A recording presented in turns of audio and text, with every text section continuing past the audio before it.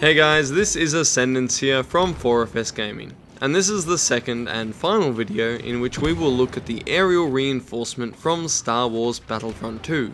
Now if you haven't yet seen part 1, that has all of the stats and strats that are common to all of the aerial classes, such as their health values, their regeneration, and their movement skills. In this video, we are going to break down the individual weapons and tactics of the different aerial classes. So if you like learning about guns, then this is the place for you. We are going to go through era by era. We'll be talking damage numbers, cooling statistics, DPS checks, recoil, and a whole lot of other stuff. So let's jump right in. So the Republic Jet Trooper is a little bit of a beast, and it's one of my top aerial troopers. But you didn't just come here for my opinion, so let's look at some numbers. The Jet Trooper is equipped with the DC-17 pistol, but we discovered in testing that the aerial trooper weapon variants are not the same versions as the standard weapons with the same name that are available to garden variety troops. For example, the Republic officer also has access to a DC-17 pistol. Now this is a semi-automatic weapon and it deals a maximum of 34 damage to the body, while the Jet Trooper has an amped up version of this gun, which will deal 50 damage to the body. Now this also has a critical damage modifier of 1.9, meaning that the headshots will deal a massive 95 damage. This of course decreases over range, and when the target is far away, the damage is decreased to 32 with the same critical modifier. Now even though it's not automatic, the DC-17 does have a fast fire rate when pulling the trigger rapidly, enough to deal around 250 damage per second, and that's before we take headshots into account at all. This almost matches the Enforcer weaponry damage output, and it makes it a strong gun for all ranges. Although it is definitely used best as a precision weapon, with carefully placed shots preferably aimed for the head. The pistol has a naturally tight spread and a slight vertical recoil pattern, so it is pretty easy to land your follow-up shots, not that you'll need many against a normal trooper with such high damage. When zoomed in, the pistol almost has no spread or recoil at all. As for how long it can shoot for, the DC-17 can fire 20 shots before overheating, and it has a really quick cooldown period. Overall, I've had a very strong impression of this gun. The only bad things I have to say about it is that perhaps due to the lack of auto-fire, it can become a little bit uncomfortable on the trigger finger after prolonged periods of time. Also, as a precision weapon, it is perhaps less effective than some other aerial guns when it comes to shooting while the jetpack is active. Although the strong rate of fire does make aerial gunfights possible, you can't land all your shots very accurately when you're moving quickly through the air. As for tactics with the Republic Jump Trooper, I really don't have anything too specific, simply because the DC-17 makes him strong at all ranges. He is versatile enough to fit in well in most situations. Despite the fact that it is a precision weapon, the DC-17 performs very well up close, with the ability to two-tap most troops. Because of this, taking the Jet Trooper into tight corridors can actually work out really well for you, despite my advice in the last video. So what about the counterpart, the B-2RP rocket droid of the Separatist droid army? Well, as mentioned in part 1, this is the only aerial trooper with a base health of 300, while all of the others have 200 health. So if you do have a maxed aerial extra health star card at an epic level, you are looking at 120 more health than all of the other jump troopers, which can make this droid a little bit of a tank. The question is, does he have the gun to back it up? The twin wrist blaster is comparable to the DC-17 in that it deals a slightly lower 43 damage to the body, but it also has the same critical modifier of 1.9, and that means you can land headshots for 81 damage up close. The wrist blaster also has very similar damage fall-off, dealing 25 damage at long range with the same 1.9 modifier. Overall, the wrist blaster is very similar to that of the Enforcer battle droid, with only marginally less damage. So it is definitely a strong weapon, with powerful automatic fire that is effective at both close and medium range, but where it begins to suffer is with the spread and recoil.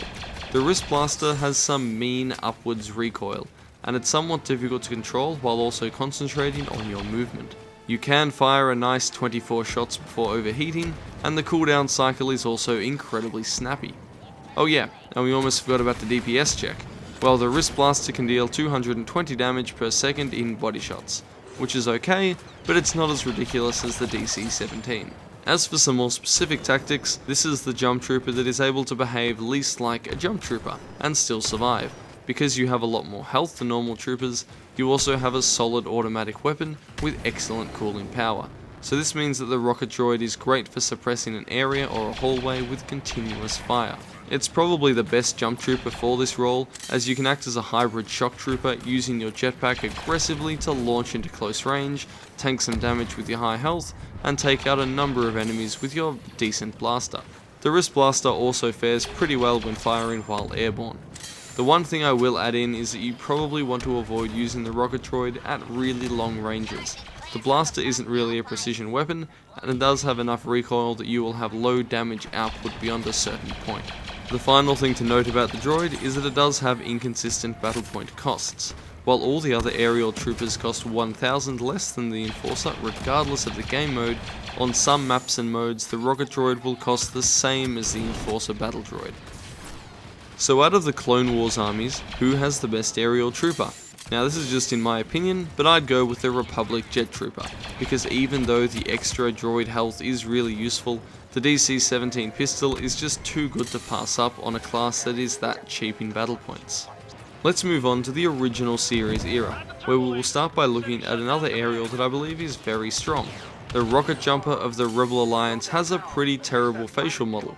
However, the A280 blaster rifle more than makes up for that in my opinion. This is a burst rifle that is different from the stock version available to the assault class, in that it will deal 40 damage per body shot, for 120 damage in a 3-round burst, instead of the 33 damage for a 99 total of the assault variant. I'm also beginning to see a little bit of a pattern when it comes to critical modifiers, due to this gun also increasing headshot damage by 1.9 times.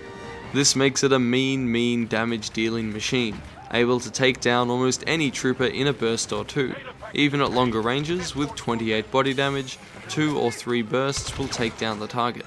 The A280 can fire 8 bursts before overheating, and the cooling cycles again are very short. Each burst has a predictable upward recoil pattern, and this completely resets itself between bursts. As for aiming the rifle, I definitely recommend starting your shots at chest height, so the last 1 or 2 shots will drift up to the head, as you don't really want to start your aim too high, because that'll make some of the shots go over the target. Another note when firing at a moving target, you need to keep moving the crosshair even while the bolts are leaving the barrel to ensure that the shot in the burst is still led in front of the target. In this manner you can actually control the horizontal spread of the burst, even though you can't really control the vertical spread. Advanced players will learn that if they subtly pull down on the stick or the mouse while shooting, they can group those shots even tighter together, so that can help you get some really nice damage off at long ranges. And if you really want maximum power, that's kind of the strategy that you should be using. If you aim in when you fire, the bullet grouping is going to be a lot tighter as well, so that's another trick you can pull out. Much like the Republic Jet Trooper, the Rocket Jumper has a gun that allows for versatile engagements at all ranges. However, due to the burst nature of the weapon, it requires less precision and careful aim to be effective. Due to the volume of fire this weapon can unleash, it can also be used to lock down a corridor, but just make sure that you do have an escape route, because you don't have much health. Remember that most weapons kill a 200 health trooper in mere moments, so you do need to have a way out of tight enclosed spaces. Alright, so what about the Imperial Rocket Trooper? It is equipped with the RT-97C Heavy Blaster, which is ironically the base heavy blaster for the Rebellion. It also does more damage than the normal heavy variant, 22 body damage with a 1.9 critical modifier. And the heavy blaster at first seems like an exceptionally powerful weapon when you consider its blisteringly high rate of fire. It comes in with a damage per second result of 230, which is quite respectable. The cracks appear at longer ranges. Not only does the damage drop off reduce body shot damage down to 12 per shot, but it also has significant spread and recoil. That not only pulls your aim upwards, but it also scatters the shots left and right. So you need to focus a fair bit on recoil control to get this gun to work well at long range. If you can do that, combined with techniques such as burst firing or aiming to reduce that recoil, you can still have great success with the blaster, even pushing out to medium range. That being said, when compared to many of the other aerial weapons, the rocket trooper does seem to have a weaker weapon when it comes to simply killing enemies quickly, because no matter how good you are at controlling your fire, you're still going to miss a lot of shots due to that spread when targets are further away. In addition, although you can fire for a decent period of time continuously, the blaster has a very slow cooling cycle, so there will definitely be moments where you want to shoot, but can't. On the upside, the weapon works well when it comes to dealing damage consistently when moving around a lot, as you can fire it without aiming too carefully because you are focused on your movement and positioning, and you'll still probably hit something due to the sheer number of outgoing shots. You could even claim that this means that the gun synergizes very well with the aerial trooper's kit, because you can move around and chip down enemies easily while never staying still to aim. This does of course require a nice open space to use your jetpack abilities, which kind of contradicts the limitations the blaster displays at longer range. To be honest, the Rebel rocket jumper is my choice for this matchup. Despite the potential of the Imperial trooper, I think that the precision weapons in this game just have too much of an advantage at this point. So the final era is the sometimes maligned Sequel era, and with it comes the Resistance rocket jumper. The EL-16 HFE is a precision blaster that deals 65 damage to the body with a 1.9 critical modifier again for headshots of 123 damage. At longer ranges, 39 body damage means that even though this is nominally a marksman's gun, it still suffers a lot of damage fall off at long range. The fire rate is slow as befitting a precision weapon, however it is still equipped with the ability to fire in automatic mode. This seems a bit odd because normally you want to pace your shots a bit to ensure that you actually hit with them. The blaster can only fire 15 shots before overheating, and these 15 shots seem to disappear very quickly when firing automatically. Luckily, the manual cooling cycle only takes a brief moment to get yourself ready to shoot again. Another issue that I have with this precision blaster is that although the recoil is non-existent, there seems to be a fair bit of weapon spread, so that if you shoot at a wall, you will notice that the shots kind of deviate all over the place in a circle around where you are aiming. This makes automatic fire even less useful unless you are really close to the enemy. So we have a gun that, although it can work well at close range, it is outperformed by many other weapons that are designed for close range. And at longer ranges it is precise, but it lacks the damage offered by other long range weapons. In my opinion, the EL-16 HFE is actually a little bit disappointing, and as such so is the Resistance rocket jumper. Note that this weapon is different to the EL-16 HFE used by the standard assault troopers. It does a little bit more damage, however you can't give it the requisite mods to make it more powerful at long range. In theory, a good tactic is to use the jetpack to find an advantageous position, and then keep a distance from the enemy, while throwing down a barrage of long-range precision shots. However, the significant damage fall off at long ranges means that specialists will often be able to out-duel you at long range. Now what makes things worse for the Resistance is that the First Order have their own rocket trooper, equipped with the SE-44C pistol, and this guy is a little bit of a beast. Not quite as good as the Republic jet trooper, but also pretty decent. Why do you ask? Again, it's the versatility. The pistol deals 39 body damage, with the standard 1.9 crit modifier. At range, you can expect 19 damage as a minimum. However, this pistol is fully automatic, and it does have a fast fire rate, so the damage per second on the body will reach as high as 200. Now, of all the damage per second checks we've done today, this is actually the lowest.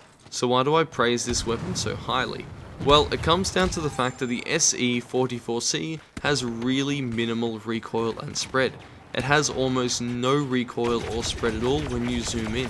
This means that it's incredibly precise for a fully automatic weapon. You can also fire continuously for 50 shots before overheating, and that is a huge amount of sustained fire. The weapon fires fast enough that you can hit targets pretty reliably when flying, and it also has really good natural cooling. It'll start to lose its heat mere moments after you stop firing. This means that it's super reliable and versatile. You have a gun, which can be used in almost any situation due to excellent recoil, accuracy, and you're very rarely overloaded, and it's always ready to shoot when you need to shoot. It's exactly what you need for a trooper that can flank and reposition so easily. For this matchup, there's really no competition. the First Order Trooper wins hands down for me. Unfortunately, I rarely get to play as the First Order Aerial Trooper because I always end up wanting to save up my battle points for the Flame Trooper because he is just amazing. To finish up, we have a table that shows the optimal DPS of each trooper, provided you score only headshots at close range and you never miss. I find this a bit funny actually because my two favourite troopers are the top and bottom scorers in this list, so I have to ask myself, does DPS actually mean anything? Not really, because you just end up playing what you like and what you find fun anyway. So this was quite a long video because I had to cover the stats of 6 different guns, but there we have it. Let me know if you have a favourite jump trooper in the comments, and I'll have some more videos coming out later this week. Thank you so much for watching.